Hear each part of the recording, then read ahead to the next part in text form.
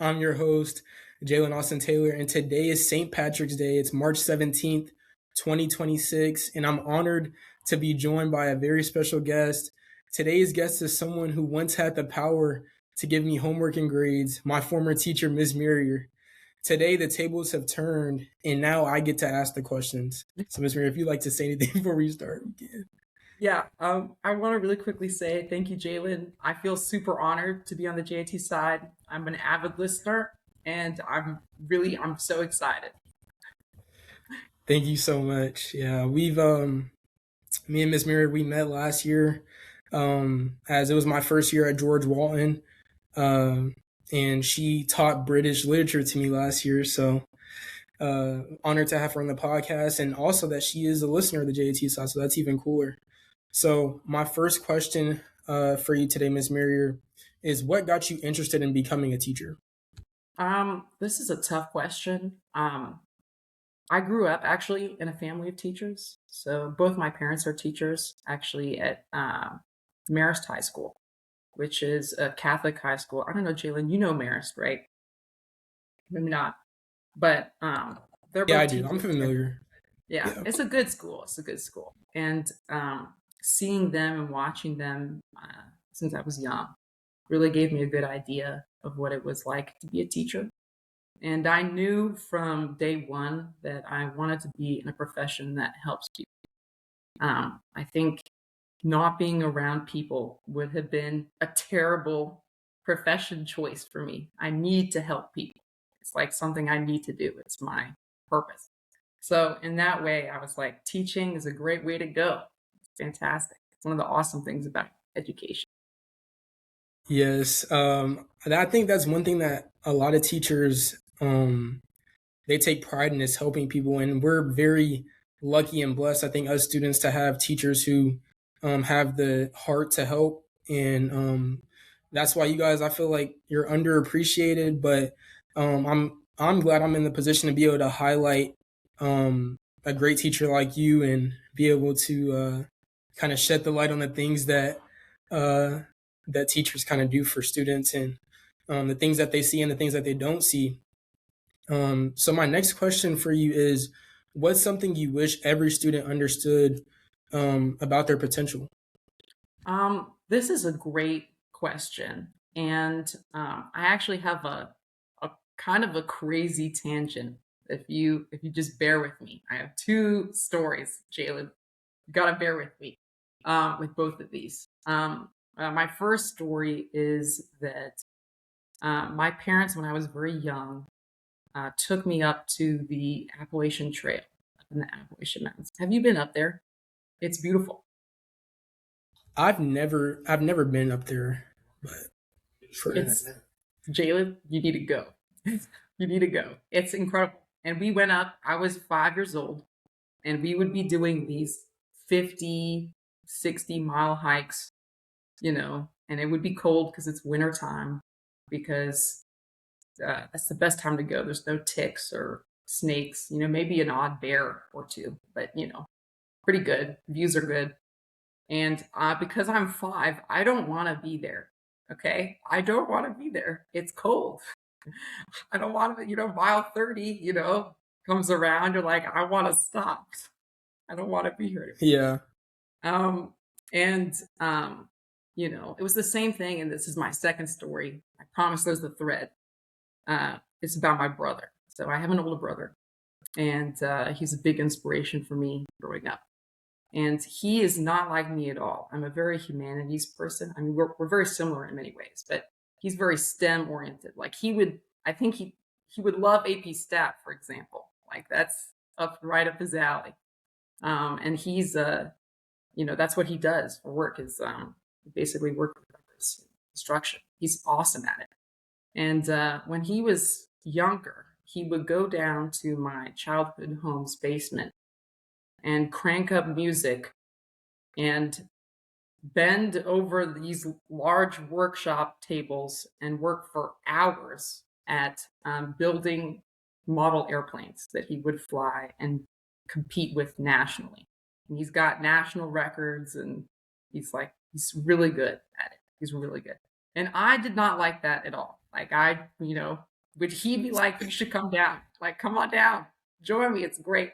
And I'd be like, yeah, I don't know, I'd rather be doing, I don't know, anything else. But I would go down there sometimes and join him. Steely Dan is like playing crazy in the background, and I'm, hunched over, helping him glue the fuselage together or whatever. And I wouldn't want to be there, but I still did it because I love him and I think he's great. And ultimately, I think that's one of the things that a lot of people, I think, they get, like a lot of my students, they get down. They're like, I don't want to do this anymore. I want to stop. It would be so easy. It'd be so easy to just, you know, take the easy way out and just stop. But I think something that is so beautiful is all the things that matter, all, you're capable of doing. You're capable of, even if you're five, you're capable of trudging through the snow. You're capable of going down and, spending good time with your brother, or maybe you're capable of, even smaller things, just like being kind or grateful or taking responsibility for your actions or being honest. All these things you can do, even if you don't want to do them in the moment. You can do it. So those are my two stories. They're kind of crazy, but Yeah, that's great. I mean, that's like you said, that's two pretty wild stories, especially the one about it being cold and you were five. Like that's wild. I don't I know if I'll know, be able to do that, I but know, like you said, we are capable. We're capable of doing things that we don't want to do, and I feel like, I mean, I'm a senior this year. I've had moments where I've dealt with like not really wanting to be at school or not really wanting to do school, but I mean, at the end of the day, we only have a short amount of time left, so Mhm. that's what I've been trying to do. Is just push through these last couple of months and keep the end goal in mind. Graduation, obviously. You got this. Um, yeah, thank you. So my next question is, um, what did you think teaching was going to be like before you started, and how different is the reality, if at all? Great question. I think because of my parents, I had a pretty good idea of what teaching was going to be like because I had um, seen it through them and seen, what the job was. But one thing I don't think I ever would have expected is how rewarding it is. How rewarding it is to see, someone who's a student who comes in and, maybe English isn't their thing, you know, just completely fine. Um, and they still try, or, someone comes in and goes, you know what, guess what? I read the article for today's class and I'm ready. I'm ready to go, like I think it's really powerful to me to see that. And it really like it takes my breath away sometimes how rewarding it is to see students succeed and do well. Um, for example, I remember shout out to the 2025 recap episode, you know, hearing about all the Yeah, countries, like I was like, that's awesome. Like yeah, that's I awesome. was shocked by that. I know. Shout out listeners in Singapore right now. Shout out to the listeners in Singapore. That's still crazy to I say that. know. I think that's that's so rewarding to me too, is seeing people, that you see, succeed is a really incredible thing. Yes. Yeah, that's like I said, it's still honestly wild for me to think that there's people in other countries that have listened to me, like listen to me talking, other people on my podcast, if they listen to other episodes. But yeah, but just like you said, I think students, I feel like a lot of times students may think that a teacher's like kind of out to get them, but I know that like a lot of times teachers, they may go about approaching things in different ways, but at the end of the day, I think under all of that, teachers really genuinely just want to see their students succeed and do well. Not just in the class, but also just in, everything that they do. So, my next question for you is, what's the hardest part of teaching that people outside, schools and at the education field don't see? It's another great question. I think that probably the hardest thing that comes to mind is, in a typical 9 to 5, I'm talking very generally here. I know there's exceptions, but in a typical 9 to 5, work ends at 5, and then you don't have to worry about it again till 9 the next day. But I think for teaching, like I leave work and I go home and I'm working again. I'm grading, I'm writing comments. Like I said off camera here, I've got this, Yeah. large stack. Um, or another thing that I also consider to be part of my job is going and supporting my students outside of the classroom. So, and generally, especially at George Walton, that means going to sports, which I love sports. I coach as well. I love sports. And I think that's another thing. Also, side note that I think is really important as a teacher. Something that I really try and value is um, I really care about students as a person. And how I show that is, I'm going to go watch you absolutely kick butt in basketball. Like that's how I show that. or baseball or softball or soccer or just the girls lacrosse game the other day. Jalen was awesome. Okay, they killed it. 13-4. It was amazing. Out to And lacrosse, to the girls I know, lacrosse team. I know it was great. I've never been to a girls lacrosse game, but I have students there, so I'm there. So in that way, I think that's something that's a little unexpected. Is how much work I think I like. It's not just 7:30 to 3:30. There's so much, and it's not just me. All I think every teacher at George Walton is this way, where they go home, they're lesson planning, they're thinking how to make it better. I'm just one of many far better teachers, honestly, who work really hard to try and get you guys to learn something.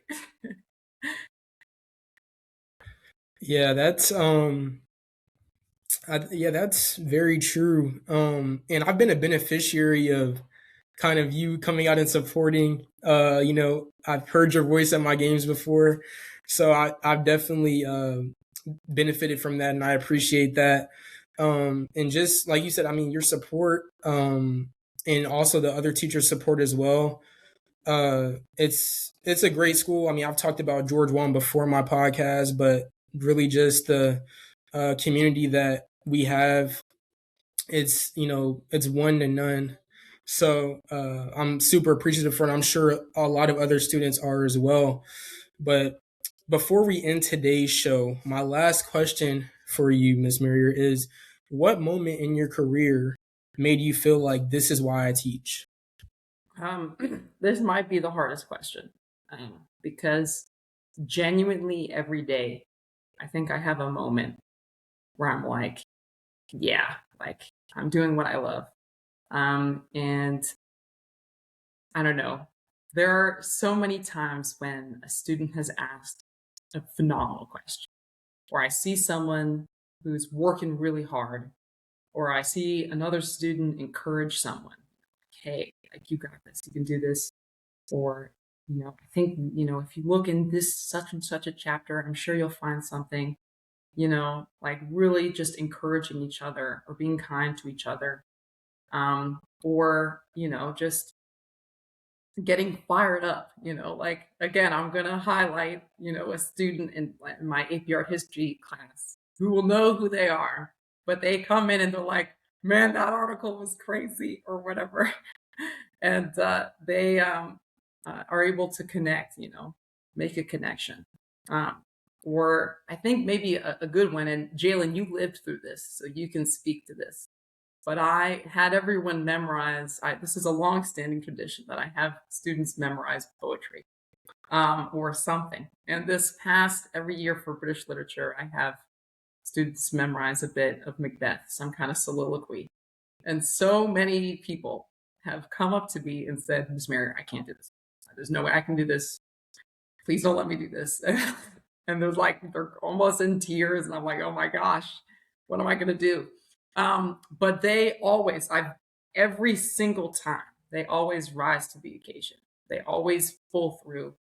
Um, they always, impress me. They always make me so incredibly proud. And I think that's also a beautiful thing is seeing students, they don't have to be super successful. They don't have to be the best or anything. They just have to try. And to me, that's really a beautiful thing. It really is. Yes, I was a part of that last year, having to memorize a part of Macbeth, and for me, I think it wasn't as hard as it may have been for some of the other students that you had last year or even this year. But it still was. I feel like something that was it did challenge you and did make you put some effort in. But like you said, I think everybody, even in my class, I can only speak for my class, but I think everybody in my class did a great job and did it to the best of their ability, which is at the end of the day all you can ask for. So yeah, and just on the note about just seeing students, like you said, I mean that biggest thing is just the effort, putting in the effort. A lot of times that'll, I feel like, do more than you can imagine or think, because we all have, I believe, greatness inside of us. So it's more of just like tapping into that. um but I thank you once again, Miss Maria, for joining me today. If you have any, closing remarks that you want to give, we can give them now, or if not, we can just end here. I want to say thanks again, Jalen. As someone who's known you for the past 2 years, I'm so incredibly proud of you, and I cannot wait to get to be able to brag that I have been on the J.A.T side. When you're super ridiculously successful, I cannot wait to be like, yep, I was his teacher and I was on his podcast. So I'm really extremely grateful for your time and everything. It's just been an honor.